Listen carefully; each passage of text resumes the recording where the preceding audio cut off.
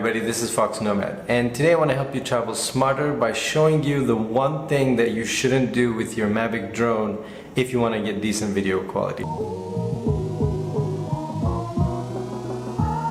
Now, I wasn't planning on making a video about this. It's sort of ranty, it's sort of not, but it's something that you should look out for when you get your new Mavic if you're using a Mavic drone. I reviewed the original Mavic a couple of weeks ago to show you how well it stood up after 18 months of use, and then a few days ago I compared it to the new Mavic 2 and the new Mavic 2 Zoom. And I still think the Mavic is a great drone, the original Mavic. Now when you first get your Mavic Pro, it's set up to shoot in 4K right out of the box. That's 4096 by 2160 at 24 frames per second. It can also shoot at 4K, that's 3840 by 2160 at 24, 25 or 30 frames per second. Chances are these aren't settings that you're going to mess with a lot, but if you're like me and you like to get into the settings, or you find that the file sizes are really big and you don't have an external drive with you when you're traveling, you may want to drop the video quality down. You may consider going down to 1080. At 1080 you've got a few other options for frame rates. 60 frames per second is good for slow motion video if you want to slow down your video, and it also gives this sort of ultra futuristic, sort of unnatural look, which might be cool for the type of drone videos that you're taking. And this is the point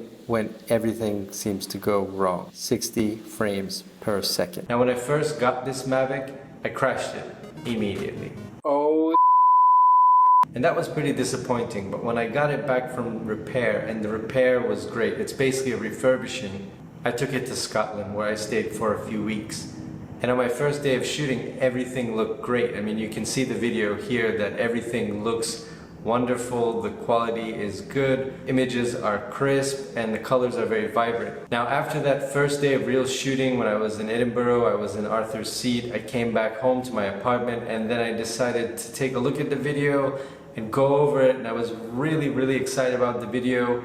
But the file sizes, I was shooting at 4K 30 frames per second, the file sizes were huge. So in order to tackle that problem, in order to reduce the file sizes, I didn't have any external drives with me, I wanted to reduce the sizes, and I also wanted to shoot at a higher frame rate. So what I decided to do was lower the video resolution, so I lowered that from 4K to 1920 by 1080, and then increased the frame rate at 60 frames per second.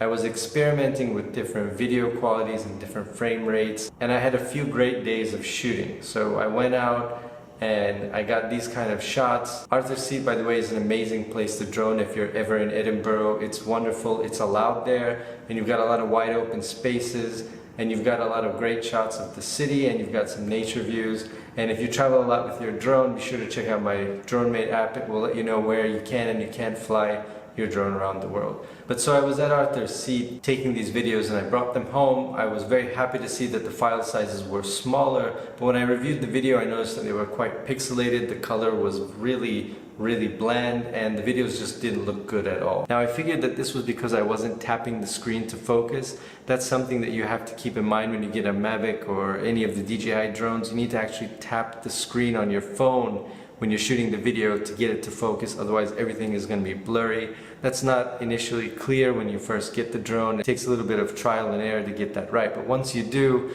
everything is in focus. So I took it out a couple more times and I kept getting really bad videos. I lost a lot of great footage because of this, and I couldn't quite figure out what it was. So I started trying to backtrack what I had done, make any changes, and I realized that the issue was that I was shooting at 60 frames per second.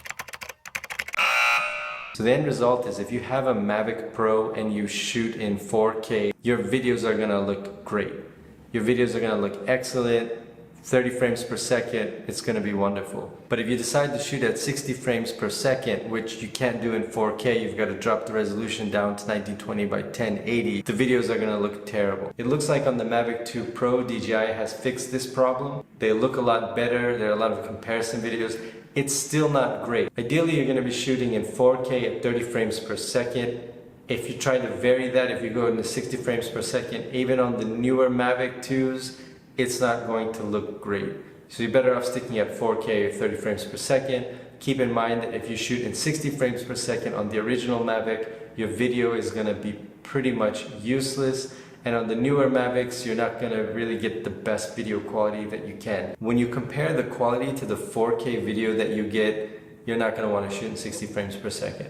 The reason I made this video is because I don't want you to make the same mistake. You can try it out, but when you first get a Mavic drone, when you first get your drone and you want to go shooting, you want to go out and take a lot of video, maybe you're going to be away from home or whatever, you're traveling, you don't want to waste the footage and the battery life.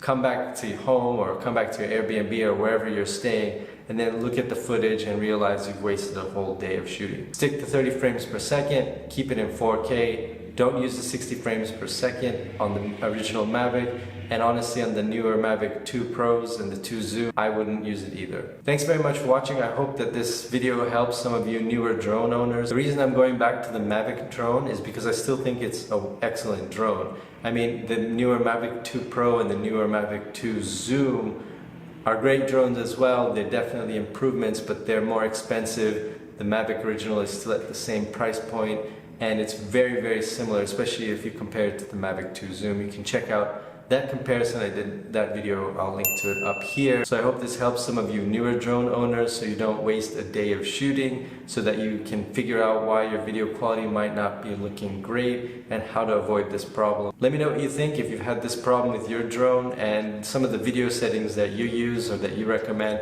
Feel free to let me know in the comments below. And if you like this video or found it useful, please give me a thumbs up. And if you really like this video, please hit the subscribe button. I'll have new videos for you every week. Thanks again for watching, and I will see you in the next video.